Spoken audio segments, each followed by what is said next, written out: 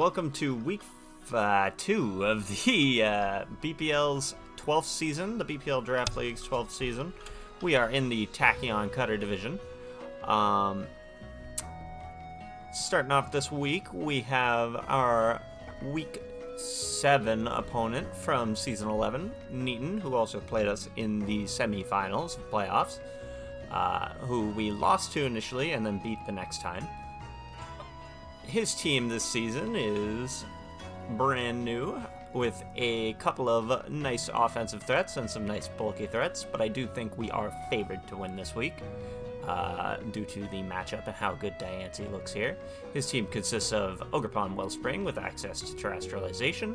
It can only terra water, and when it does, it boosts special defense by 1 stage. He has Zapdos, Darkrai, Heatran, Clodsire, Screamtail, Cyclizar, Terra Flamigo, which is pretty interesting, and Walrein for his last little requirement Pokemon. That's a nice water resist. I do believe that any of these Pokemon can come this game. And Nitin is the type of player who pays attention to the types of tricks you use. So, I didn't want to do anything crazy against him, except I kept running into an issue where Diancie couldn't break through the Clodsire. I didn't know if the Clodsire was going to be physically defensive or specially defensive. So we have a little way to circumvent this week. This is about what I'm expecting from him to bring. I'm expecting Black Sludge Clodsire, either physically defensive or specially defensive. Really not sure. I'm expecting Earthquakes, a hazard setting move, either Spikes or Stealth Rocks. Recover, obviously, is going to be a staple of Clodsire's move kit, and probably Stone Edge. Here's another mon I don't think will ever not come to this matchup. I think it is too important to leave behind. Heatran, with the Shuka Berry, does wall Diancie. I am anticipating a 2-stage boss fight type of battle, where I will have to first break through the Clodsire and then break through the Heatran in order for Diancie to pull off a sweep. I am expecting a very dangerous Nasty Plot set with Life Orb, with Ice Beam, Thunderbolt, and Dark Pulse for coverage. He could use some different combo move, but I do believe this is the most effective. Focus Blast is definitely also possible. He has in the past used a Meloetta against us with, I believe it was Psychic and Focus Blast, so I could see him pulling off some Dark Pulse and Focus Blast thing with Substitute and Nasty Plot and Leftovers. But yeah, I do think Darkrai is going to be the biggest threat on the team this week. It is going to be very hard for us to break through these two defensively. Next up on the list of threats is Ogerpon Wellspring. I don't exactly know what this thing's going to have for moves. I'm expecting Swords Dance somewhere, with some combination of knockoff, seeing how effective Rocky Helmet was on Pecharunt last week. Ivy Cudgel is just obviously going to come, and then Hornleech is kind of one of those moves where it's like, I'm not really sure, but I do believe it will have U-turn, considering that Pecharunt needs to terrestrialize if it wants to resist, and Water, Grass, Bug is very hard to properly resist, with only being one typing. So I do think this thing will be able to put out some crazy damage output, and yeah, it's going to be a bit of a threat, but I have a ways to manage it. I have no idea what the item on the Zapdos is going to be, but I'm pretty confident that the Zapdos is going to come. It's his best form of hazard removal. As we can see up here, oops, that's not correct. He does have a Rapid Spinner and Cyclizar, but I do believe it's a little weakened to me unless it's a Roselli Berry. Or I think Assault Vest was the other thing I was thinking. I can't quite remember the sets I was afraid of on Cyclizar, but Roselli Berry was at the top of the list. Here's my team. We'll get back to that in a second. I didn't mean to click on that. And then Screamtail, I'm thinking is either going to be Rocky Helmet or Leftovers. It's either going to have Dazzling Gleam, Psychic Noise, or both of those moves, and then it could be anything from T-Wave to Wish to Hazard Setting. I really don't know what utility this thing's going to bring, but I am most afraid of T-Wave. So back to the team that I am going to bring. As we can see, I am running a physically offensive Diancie this week, but it does have a mix of attacks with Rock Polish. I have enough speed to outspeed everything on his team, including Choice Scarf Darkrai at max speed. And a little extra. I'm not sure what the extra speed was for. I assume it's like outspeeding something at its base. But I do have enough to outspeed max speed Heatran and stuff. Like, I really don't remember what every single point in speed was for. It's been a few weeks since I last prepped for this. And then the rest in bulk and attack. And I did not feel as though we needed enough special attack. We didn't really need any, because Earth Power, if it shook a Claude, like, it still shook a Claude, shook a Heatran. I'm assuming a physically defensive Claude is more threatening. I don't remember which Heatran I thought was more threatening between physically or especially defensive. But both of those mons are massive threats, and they are why I am collectively running this specific set for this week with the Rock Polish. Once we break through Heatran and Clodsire, we are able to sweep with Rock Polish. Nothing else on the team really stands up to these attacks. Diamond Storm, in particular, physically offensive against the terrestrialized Ogerpon, is huge. Zapdos obviously does not resist rock moves, and then Screamtail, I don't really know what this is going to be, but we can hit it on both ends. Though I don't expect Screamtail to last the whole battle. Well, I didn't mean to click on this next, but I guess this is what we're on. Next up on the list is Choice Scarfed Shaman. We have enough speed to get ahead of, I can't quite remember, but it's at bare minimum Darkrai. And 280 puts us ahead of Adamant Flamigo, if that is also Scarfed. I didn't want to go overboard with the speed, because then I'd have to change to a plus speed nature just to get ahead of Flamigo. But we do have a nice fat Seed Flare. If Heatran comes in on this, it comes in on this. Hopefully we get it to take some hazard damage or something. And we have Baton Pass for pivoting Aromatherapy, just in case I need to do something else. And then I didn't really know what I wanted to throw on for a final move, so I just chucked on Dazzling Gleam. We can kind of use this to pivot into things if we need to be pivoting into them. Like, we can pivot into Ogerpon once or twice and take a few U-turns. But too many of those will kill this thing, but it's Scarfed, so we don't need to worry about its HP too much. Back to Quaquaval, we have Wakenberry, because as I said before, I am quite a bit concerned with T-Bolt coming from this thing, because it covers Empoleon and Quaquaval and Moltres. I felt as though, like, Dark Pulses for Pecharunt, Ice Beams for Shaman, like, Dark Pulse still hits my team mostly really well. Ice Beam or T-Bolt could work for this, but I'm assuming he doesn't really want to stick around in this matchup. Ting Lu is a bit of a problem. I think Focus Blast could do some damage there. And, yeah, Weavile really isn't going to survive a T-Bolt. I think Focus Blast is a little iffy, and running 3 moves for offense is just going to be more consistent overall. Wakenberry to take a +2 Life Orb T-Bolt. Not well, but we will take the hit without having to Terrestrialize. And we are running Rapid Spin, Taunt, Roost, and Close Combat. We are not firing off any water moves against this Clodsire. I do believe it will be Water Absorb over Unaware. And I think that it is decent enough to be running this, because after 1 Rapid Spin, I have enough speed to get ahead of max speed Darkrai. And we have the special defense needed to take hits from the likes of, say, Screamtail or Heatran. So yeah, plus we also take Clodsire's hits well naturally, just because it's not very strong. Moving on, we're going to move past Pukey for a bit. We're going on to Weavile. This is Weavile's debut for the season. Week 2.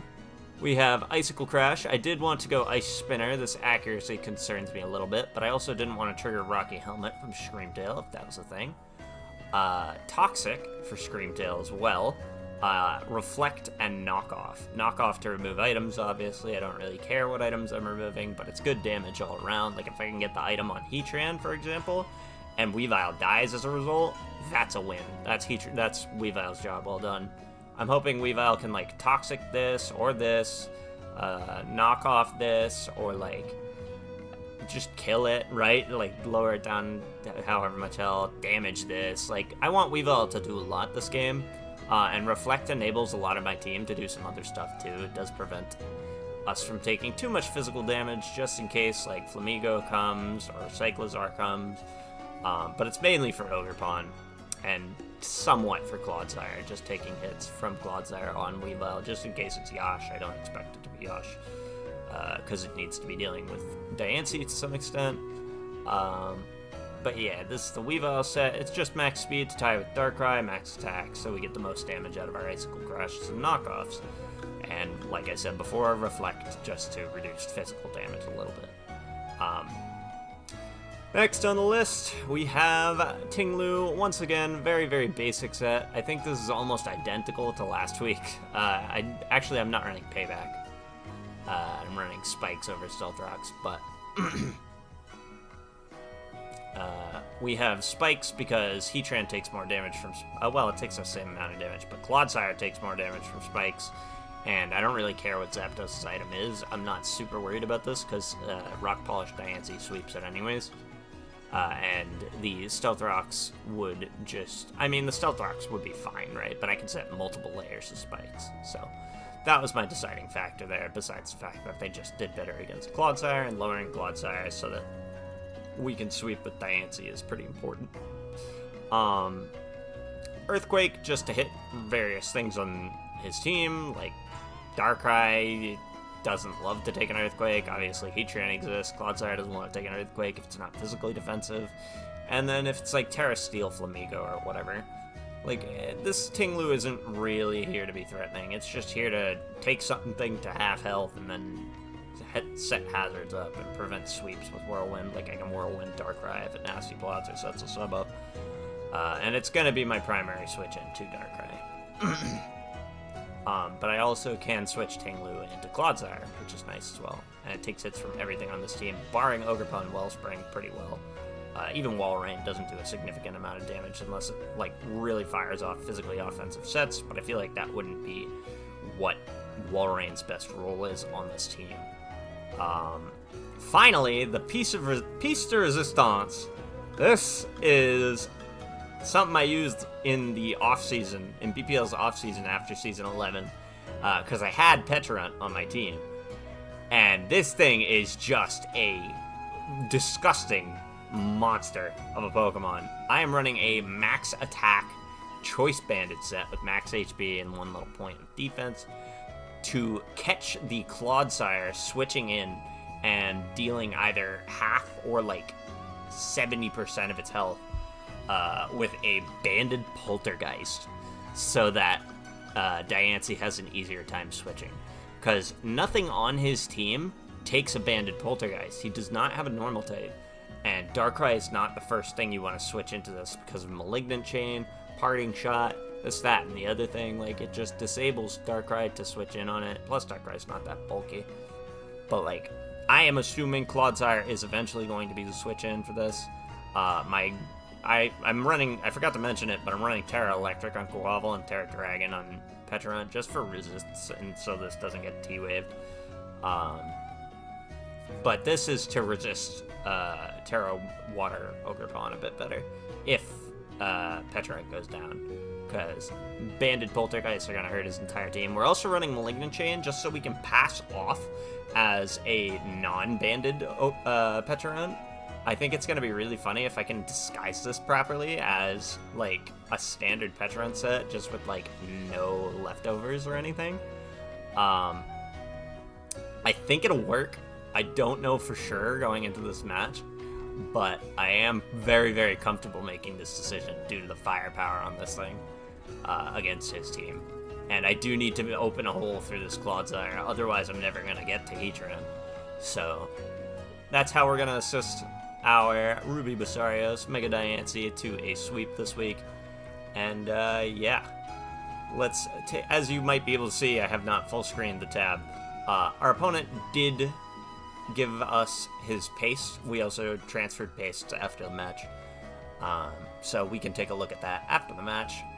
And let's just get into what our matchup looks like, which is significantly different than I thought it was going to be. I was really not expecting Cyclozar too much, especially when we see that there is no Heatran, meaning the two-phase boss fight type battle I thought I was going to have to deal with is actually just a one-phase. Once I break through Clodsire, I should be able to set up a Rock Polish with Diancie and win from there. So yeah, that is going to be our goal. And without further ado, let's get started with the hunt. Starting off, we are leading Pecharunt so we can get a good grasp on the situation. I do not want to reveal that I am Poltergeist yet, so I'm going to go for a Malignant Chain and then a Hard Swap, assuming Clodsire will come in wanting to take that hit. Clodsire switches out because it doesn't want to get chipped too bad. We set Spikes up, reading switch. We get Encored into Spikes, which really isn't that big of a deal, and in comes Zapdos. I get in Pecharunt here. I figured that was pretty safe to switch to Zapdos, and Screamtail wasn't going to be able to touch us. We get a Parting Shot off so I can enable Diancie.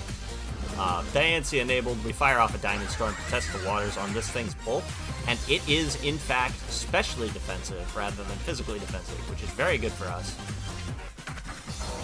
I'm going to go into Ting Lu because this is what I always want to switch into this. He goes for Iron Head because I have used Magnet Rise Bisharp in the past, last season, if you watched my finale of that. We're going to fire off a Ruination to knock something down to half health. And Clodsire is going to come back in. I did not actually expect it to come back in, but this works out because we can just freely Baton Pass without revealing that we are Scarf. We get Toxic. I don't really know why you're Toxicing Shaman. But we take those, I guess. It's not great for Weavile. We're going to set up a Reflect just in case you get Finagly with your attacks. And Screamtail is going to come in. I'm not going to attack this or nothing. I'm just going to fire off the Toxic and get out of here. It blasts off a Dazzling Gleam. That Wish does nothing. We're back into Puke. And now is the time. I read the Clodsire switch in, and we get our Poltergeist for a nice meaty 81%. Obviously, he knows it's banded. He knows I can't use anything besides this, so we're going to use it again because he has no resists, excluding Darkrai. I know it's coming in. I'm going this because I am assuming Nasty Plot's going to come out for a potential Focus Blast for T-Bolt, and he goes for Hypnosis, which is really scary. So I'm not really prepped for Hypnosis, so that's kind of an issue for me to have to navigate around. We fire off a Knockoff to get the Rocky Helmet damage off, or Thingamajiggy off. And then I want to finish this off, but we missed our Icicle Craft, so I was right about wanting to use Ice Spinner instead. I figure I'm not letting this Clodsire get back to full health. If it wants to come in and eat the knockoff, it can. I am glad to sacrifice Weavile, assuming that was going to happen. We both throw out our pivots, our fast pivots for this game. I keep the information that is Scarf to myself, and I didn't want to get knocked either, so... I don't want this smoke. I go into Quavel. We are still able to take a T-Bolt from this thing. I don't know what he assumes this thing is for its item, but he does respect it enough to be careful about it. I don't want anything getting wished. I'm just going to fire off an attack. I ain't doing anything funky with this. I don't want to set up a Rock Polish yet. I don't want anything getting back to full health like this, because I do not Oko this. I need a little bit of chip, and it is chip. I don't want it coming in and killing me. So we get the Screamtail down. There is no longer any Wish recovery. The only way he can recover this is if he goes for a Leech Seed. And we get Hypnosis on Ting Lu, which is kind of problematic, but it also means that we can't get Hypnosis on anything else. I almost went into Diancie that turn, but I decided against it. Safer to go into Ting Lu in case something else happens. We are assuming a U-turn is coming out, but instead it's an Ivy Cudgel. And here I'm thinking, okay, cool. I'm going to fire off Seed Flare because nothing really wants to resist this, and he doesn't know it's Scarf. So yay, we killed the Ogerpon. Awesome. And now I am very okay with Shaman going down. Seed Flare, just spam until it dies. He knows it's Scarf, he knows I can't do anything. He's just going to pivot until I die. I miss the fact that he moves first with Cyclozar, revealing the Scarf. But it doesn't matter to me since Shaman going down there does secure us the win with a Rock Polish. And he can no longer do anything about this, because we are Diamond Storm and Moonblast. I was a bit concerned this was Roselli Berry, because like I said, I didn't see the Scarf, but that is the game. A clean 4-0 with a solid handful of kills for Diancie. pretty quick this time, I think, even though it was 37 turns. But yeah.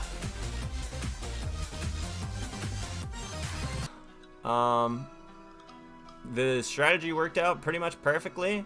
Everybody did their job really, really well. Like, I wouldn't say anybody really underperformed. If anything, Quavel didn't exactly do what I was hoping it would do. But it didn't really need to. So, all's well that ends well, I suppose. Weavile did great. Got a kill on Clodsire, lowered the Screamtail down to a very low amount of HP. And, yeah, just managed the team really, really well. Prevented Clodsire from getting back to full HP. Like, Weavile did fantastically. Obviously, Diancie and Polter... we'll say these three are the MVPs. But really, everybody did put in really good work. Like, it's really an excellent showing for my whole team. I'm very proud of everybody this week. That is 2 back-to-back 4-0 wins, by the way. We are now the first seed at 2-0 plus 8 differential. But it is only week 2, of course. There are 9 weeks for the season. This is by no means any indication of how the season could go. But we are off to a very strong start. I am enjoying the usage of my team. I do still think it struggles to hit waters. I had to gimmick the Ogerpon this week. If I have to fight it Nitin again, who knows? I might not be able to gimmick it a second time. But the next time we play, I am assuming... Well, actually, I did mention in the last week's episode that he did make some trades. I'm not going to show those off just yet because I don't have those on hand. And it would spoil a little bit for what the season has in store. But yeah. We did really well this week, I think. Diancie got 1, 2, 3 kills. No, 4 kills with Screamtail. Shaman got 1 kill, and Weavile got 1 kill. And Pecharunt really carved a path for us here with the Poltergeist. Looking at his pace, we can see that he brought the... Remember how I said he was Psychic Focus Blast the last time we fought in Week 7 of Season 11? Yeah, he did the same thing here. I realized as soon as I saw Nasty Plot and Hypnosis that it was Dark Pulse Focus Blast. I figured that was good enough to cover my team. And it was, in fact, what it was.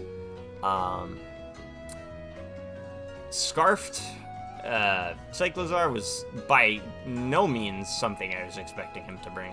It could have worked out better. I do still think Roselli Berry with Shift Gear would have been a better play. But it was his bring. I was not trying to tell him what to do because, like, why would I? Why would I try to tell him, like, hey, you should bring this against me? Like, that's stupid. It was Boots Zapdos, not Rocky Helm.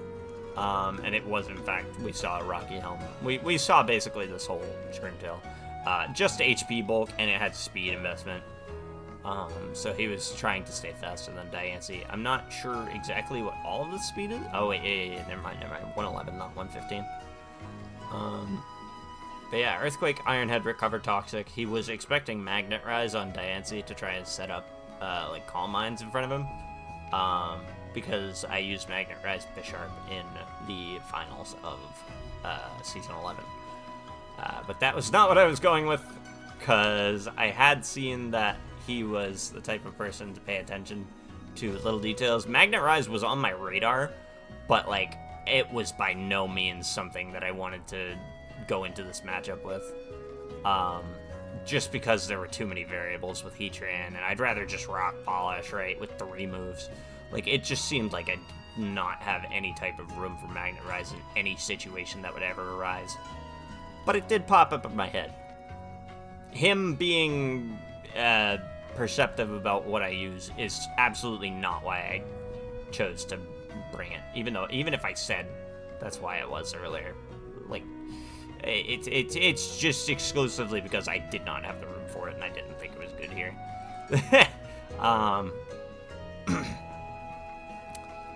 But yeah, I mean, like, pretty standard stuff. It was, in fact, Swords Dance, no knock, with Horn Leech. I did think if it was going to be a grass move, it would be Horn Leech. And that's about all we have to say here. I think we have wrapped up this week pretty strongly. And yeah, I'm a dummy, and I forgot to grab my next week's opponent's information. But, yeah, I will see you. As you can see, I'm recording this on the 11th. I'm going to try to keep these consistently uploaded on Thursdays. So I will see you on Thursdays. I really hope I remember to unprivate this, but I got some shit to take care of, and I will catch you around next week. So have a good one. See ya. Thank you for watching.